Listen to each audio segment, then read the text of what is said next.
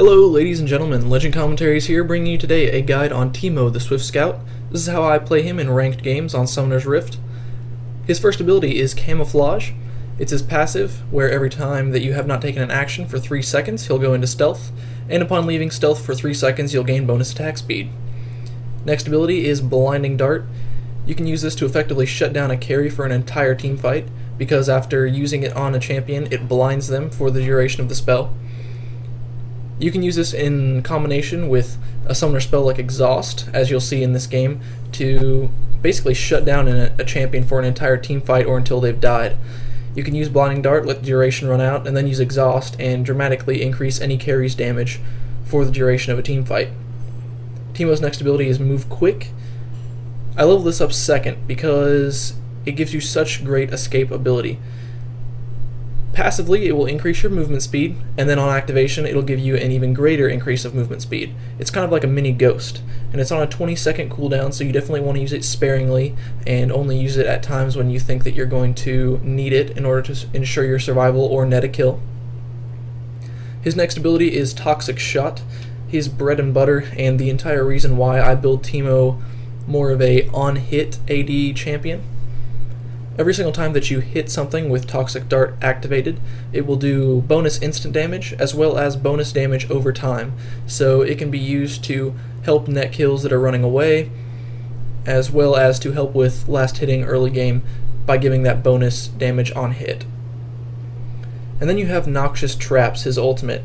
These stack up to 3 times. Every time the cooldown is up, you'll get an additional stack. You can build CDR on Teemo. In this game, I don't. You can also run CDR runes on Teemo. In this game, I don't. I feel as though if you have Golem as often as you should on Teemo, then you definitely shouldn't need a lot of cooldown reduction. It is an option though. But basically what you do is you can get a maximum of 3 stacks of Noxious Traps. You lay them down, they become invisible, and upon being hit by an enemy, they will slow the enemy as well as deal damage over time. They will be popped by minions and champions alike, so make sure that you don't place them in the path of minions if you only want champions to hit them. As far as my masteries go, I run for a 9-21-0 build, making sure to pick up Improved Exhaust and Spell Penetration in offense, as well as the Armor, Magic Resist, and Decreased Damage in defense. I also go for the ability that gives you the bonus movement speed upon dodging, just because sometimes when you're being chased and you need to get away, that little burst can give you what you need to escape. As far as my runes go, I grab Attack Speed Reds, Armor Yellows, Magic Resistance Blues, and Health Quintessences. These give me a lot of duration in lane early game, allow me to farm a lot better against a solo top champion with magic damage or AD, and it'll also allow me to effectively set up a mushroom perimeter around my lane so that I can again increase my farming capabilities as well as harass champions without fear of being ganked by overextending. So we're going to hop right on in here to the gameplay, starting out top lane against a Nidalee. Lee Sin's coming up from the jungle to try for a gank here. She runs into the bushes and becomes hidden. Lee Sin had triggered her trap and was visible, so he goes ahead and runs back while she still has sight on him to pretend like he's going for Golem. Do a little bit of a fake here and come back on around for another attempt at this gank. I'm still high enough health that I wasn't too worried about engaging again, so he comes in from the side here. I go ahead and take my Q for the burst damage there. He runs up into the bushes. I use my Move Quick to gain a little bit of ground between us. Went ahead and used my Blinding Dart early so that it would be done with cooldown. And there it comes back up. Go ahead and take that shot, but she heals after being at about 1 health. That was a little bit frustrating on that first gank attempt. I stayed for a little bit to farm because I was assuming that she was going to B. She actually did not end up going back. She stayed in lane, so I decided that it was probably my time to turn around and go back to base. And in the clip that you're going to see following this, it's actually after I've returned to base, bought an item, and we are back at top lane facing that Nidalee. Lee Sin comes up for another gank. As you can see, I've gotten my Boots 1 as well as another Doran's Blade. He comes in from the side. I'm going to go ahead and just keep auto-attacking, use the Blinding Dart for some more bonus damage, and that last shot goes into the bush and kills her as we lose visibility. So that was a nice little kill there, pretty easy to pick up. It was just kind of the timing on the gank is what made that opportune. And straight from here, now that I have control of the top lane, I'm going to go and grab my very first Golem buff of the game. You always want to make sure that you're grabbing Golem buff whenever you can, especially if you have a jungler like Lee Sin that uses energy. This sequence that I'm going to show you is the early game pushing mechanic that Teemo has. As you can see, I'm only level 7. This is just shortly after I've gotten that Golem buff that Lee Sin so graciously bestowed upon me. Note my shroom placement there. Those are going to come in handy later on. I put 2 shrooms in the bush, one at the beginning and one at the end. That way, when I'm entering or exiting the bush, I'll be able to escape from enemies using that slow. I did see that Nidalee was pushing back up to mid, but the turret's almost gone. That she's pushing up through mid, rather. The turret's almost gone. I'm going to go ahead and continue taking that down. I actually leave one auto attack here and start fighting, thinking I had taken it down. But I just turn on her, blind her while she's in cat form. I'm going to exhaust her because I see that there are a lot of MIAs on the map. So I go ahead and flash, pick up that last kill with my dart. She's having some bad luck with those darts following her around the map. Go ahead and farm a little bit. I've got my shroom placements up in that bush to protect me right now. Trundle comes up, Gangplank ultimates, Trundle slows. I run through the bush, set down a shroom. He triggers the second one, saving my life and allowing me to escape unharmed. But notice that I don't stop by this first turret because Gangplank did ultimate and he's still not on the minimap. So I am unaware of where he's at right now. I'm going to go ahead and be past my first turret, go down to the second turret before deciding to port back to base. And there's Gangplank on bottom, so I didn't really have that much to worry about, but if he had come out on top, it would have been a terrible situation. Nothing worse than getting away from a gank and then dying shortly after. There, I triggered Nidalee's trap, went ahead and put down a mushroom, running over to this bush to get Gangplank. The Shen ultimate comes in, and we're going to go ahead and take him out with that poison there.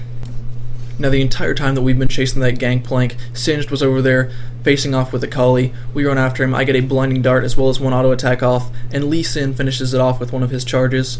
I go ahead and ward up that bush for bottom with a shroom, and I'm going to place one more up on river because they have been getting ganked pretty frequently down there. Now note the placement of that ward. Even though I do have mushrooms, I went ahead and bought a ward because they last for 3 minutes, they're invisible, and they can't be triggered. Mushrooms are great, they do have a lower cooldown and they do last longer, but they don't have that invisibility factor. So Trundle would have triggered it. We went ahead and waited for him to get it down a little bit and waited for the minions to clear so that he wouldn't see me leaving. Come down, I pick up the kill with that instant damage bonus on my toxic shot, and we pick up Dragon. Now as you can see, Gangplank and Singed are also kind of waiting down there, lurking to try and pick up a kill here. I put down a mushroom, Singed flings me back, triggers the mushroom, gets slowed. I kind of run around him to get out of Gangplank's ultimate with my W on, and then I'm hiding behind Shen here because he does have lower health, hoping that Brand will actually ulti him instead of me. Unfortunately, Lee Sin ran towards Shen while he had the ultimate on instead of away, so he ended up dying. I place a ward in that bush, see Gangplank coming up, so I go ahead, blind him so that he can't take out Lee Sin with those first hits, exhaust him so that he won't be able to kill me, take him out, and then I'm running away from Brand, trying not to get stunned by him or anything like that. Kennen comes in from the side. My move quick, unfortunately, is down, otherwise we would have been able to pick that up. Trundle comes in with the slow to block us, and we leave that situation relatively unscathed. Now we are just kind of farming here, staying safe. Unfortunately, the bottom turret is getting pushed a little bit. I have no mana, so I can't really do that much about it. As far as Singed goes, I would have to use Move Quick quite frequently, as well as a lot of mushrooms in order to gain control over him, and I just didn't have that ability right then. Here I see Nidalee pushing top, and I had just recently seen Trundle pop one of my mushrooms next to Golem, so I know that he's going to be coming in with her, and he does appear. They're taking down the turret. Shen assures me that he will ultimate if I go in, so I run in, making sure to grab the aggro of some of those minions so that they're more tempted to engage, and then start running back, feigning a little bit of a maneuver out. Nidalee comes on in. What I'm going to be doing here is blinding and exhausting that Trundle. He comes after me, get low health, flash out to gain some distance, and then I'm just kind of kiting Nidalee around while she's in cat form, blinding her, and then using my move quick to get away, using a minion to block that spear, and she gets taken out by Shen. So just a little bit of baiting and some fancy movement by Teemo there helped me to secure that kill with my teammate. And notice when I bead, I put a mushroom in that bush right where I was being, so that if anyone did come into the bush, they would actually be slowed and I would have a chance to get away as well. Once again, shroom placement. Watch where I put that mushroom in the bottom bush, at the very entrance to it. I don't want to put it in the middle, I want to put it at each end, because those are inevitably going to be the parts that people travel the most, checking to see if anyone's there. Gangplank leaves the bush. He had been hiding there. Guess he didn't want to engage me with that blind. Gonna kind of toggle around that turret a little bit, go and put a mushroom in this bush. I see a collie coming up from the bottom, so I move back and allow my passive to kick in, that stealth, so that he can't see me. I go stealth just in time. He pushes up a little bit too far. I pop out of stealth, and we go ahead and take him out with that last shot. A lot of shots being kind of like seeking missiles in this game, it seems like. Now we make a bad decision, and we actually stay well past our welcome here. Singed is up here, has his poison on the entire time. He has quite a bit of durability at this point. He's able to fling a collie back. She takes a turret shot, dives back in for some reason, takes another turret shot, and as you can see on the map now, everyone's missing. That ward just expired next to Dragon, so we're going to have limited visibility. But luckily, the mushroom that I placed in that river bush to help ward is going to catch Nocturne off guard. He's going to be coming in from the side here in just a minute after I take that turret shot. I run back over so that I can get some more visibility with this next mushroom. Another Gangplank ultimate, as well as a Trundle slow. I turn on Move Quick as soon as I'm out of the slow to give myself a little bit of extra distance, and the mushroom once again saves my life. I can't stress to you guys enough how important mushrooms are to use in places that are going to be high traffic areas, and to also run to those locations. I could have probably had a shorter path had I run next to that outer wall, or next to the inner wall rather, but I chose to run through those outer bushes in order to gain a little bit of a mechanic against my enemies and slowing them. They're taking down Trundle pretty easily using my blind. I'm now out of mana, otherwise I would be able to move quick, exhaust, and kill that Gangplank. Unfortunately, we can't quite pick that one up, but we do get a little bit more farm in here before the next engagement. Unfortunately, I can't actually go up to mid because, once again, out of mana. The only problem with running armor yellows and magic resist blues instead of something like mana regen runes is going to be that factor of not having a lot of mana in the early game. Now late game, if you had the money, you could invest in something like a Deathfire, something that increases mana regen. I wouldn't really recommend it. I do enjoy the AD build.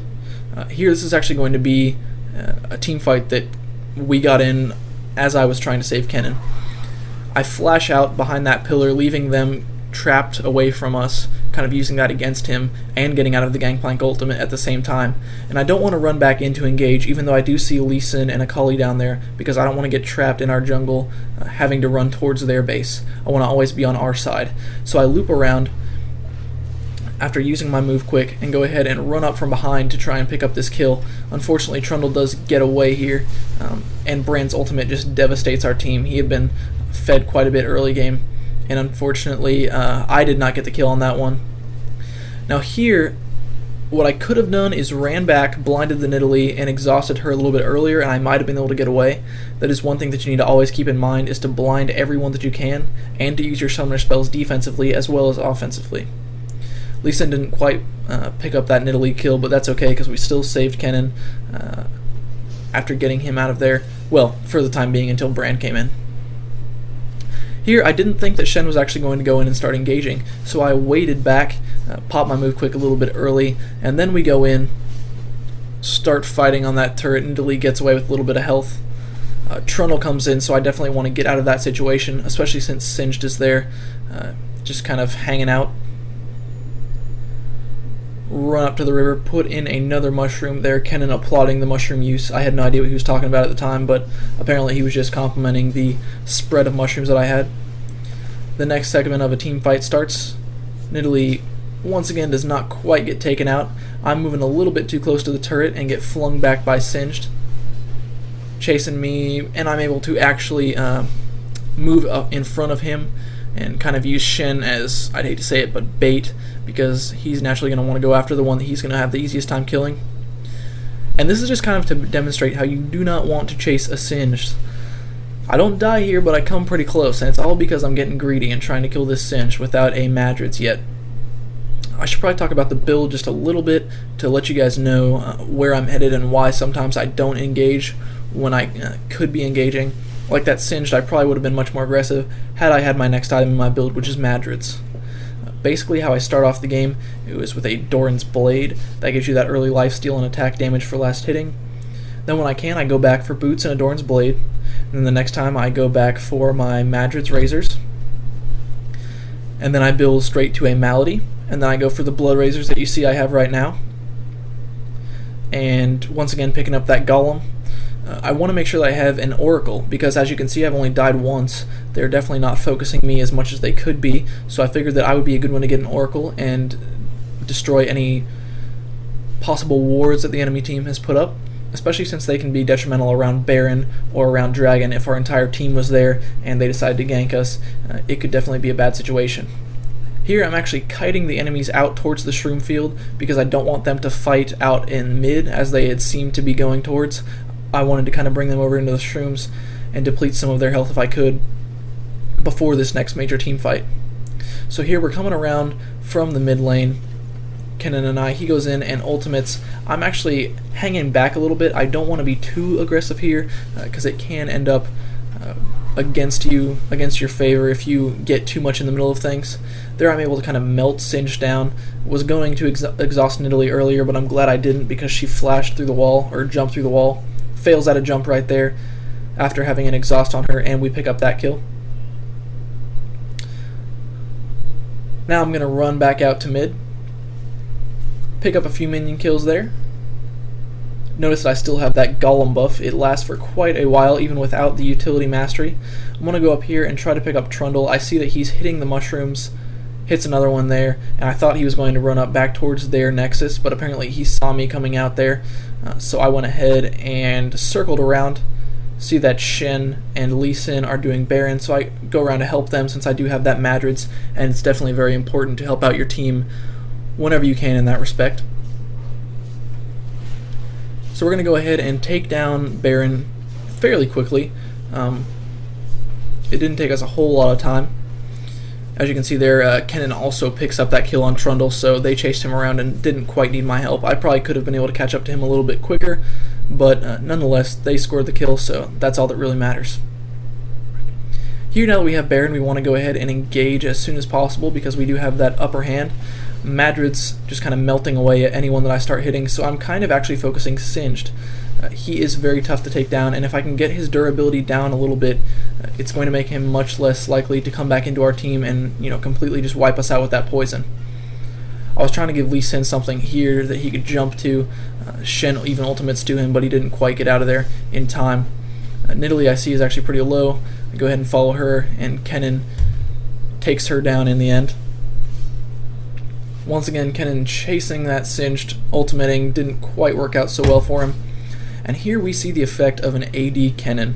I have not quite seen an attack speed AD Kennen before, but I'm sure you can hear it's pretty ridiculous.